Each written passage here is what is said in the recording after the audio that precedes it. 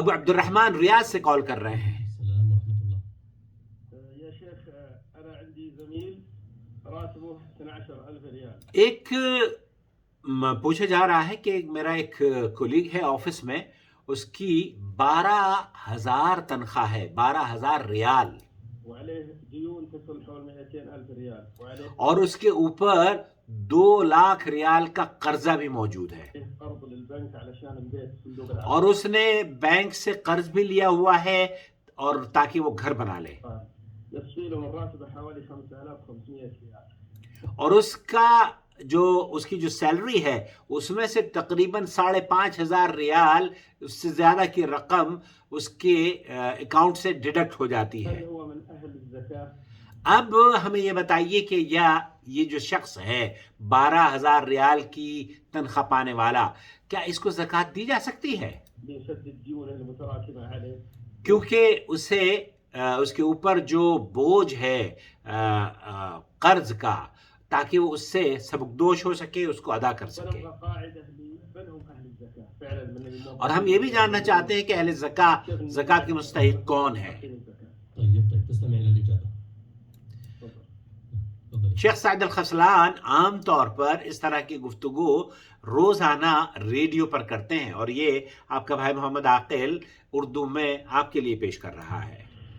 هذا الذي سأل عنه الأخ الكريم دخله دخل أغنياء.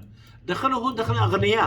شیخ فرما رہے کہ یہ جس کے بارے میں گفتگو کی جا رہی ہے، یہ تو اس کی جو انکم ہے وہ بڑی سالڈ اور بہت ماشاءاللہ تبارک اللہ بہت اچھی انکم ہے، جو کہ مالداروں کی انکم ہوتی ہے. راتبه على دينه وعلى مصروفاته. اس کی جو سیلری ہے اگر وہ تھوڑا سا منظم کر لے اپنے آپ کو، تو بہت آسانی سے وہ آپ اپنے کاموں کو پورا بھی کر پائے گا اور اپنے قرضوں کی ادائیگی بھی کر لے گا. يعني يعمل جدوله.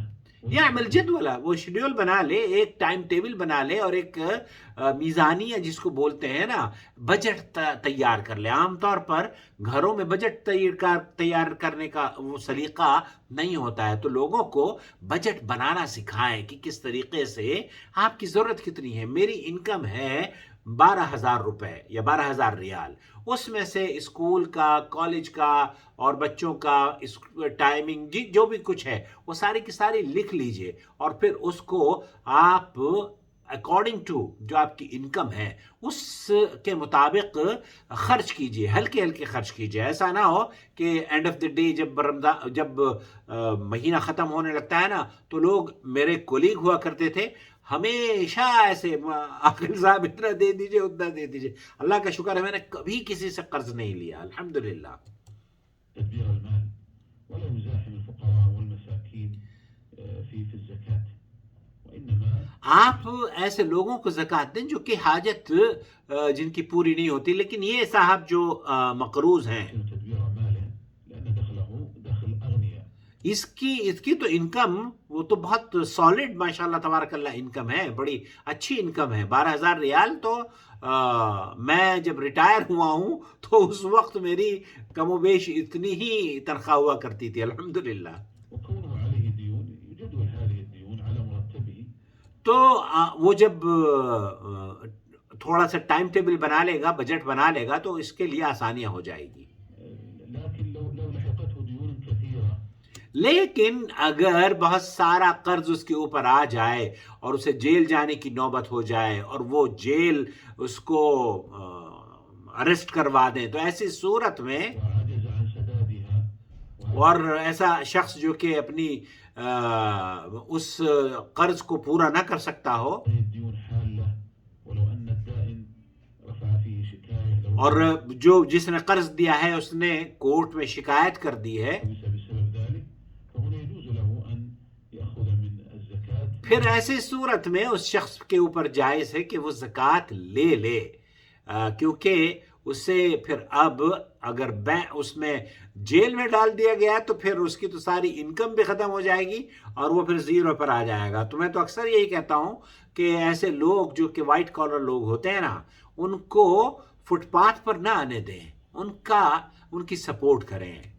اور یہ رمضان کا مہینہ ہے. رمضان کے مہینے میں اللہ کے رسول صلی اللہ علیہ وسلم سخاوت، حد درجے سخاوت کیا کرتے تھے. تو آپ حد درجے سخاوت اختیار کیجئے. اپنوں کو، پیاروں کو، رشتہ داروں کو، جن کو آپ جانتے ہیں، جن کو آپ نہیں جانتے، ان کے ساتھ حسن سلوک کیجئے. ان کے چہرے پر مسکراہٹ لائیے اور ان کی مدد کیجئے. يسدد به الدين لأنه حينئذ يكون من الغارمين. تو یہاں اگر وہ اس کو جیل میں چلا گیا تو پھر وہ تو بینکرپٹ ہو جائے گا، بالکل زیرو پر آ جائے گا. تو ایسی صورت میں اس کو بچانا میری اور آپ کی ذمہ داری ہے.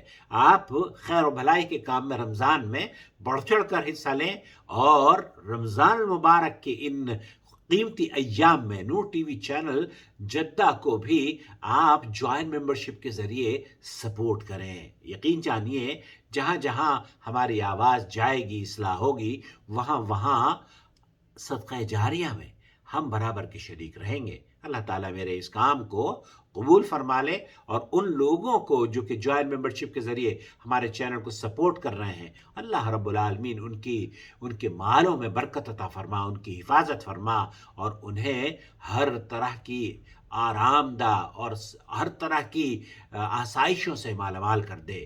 آمین یا رب العالمین. السلام علیکم ورحمۃ اللہ وبرکاتہ.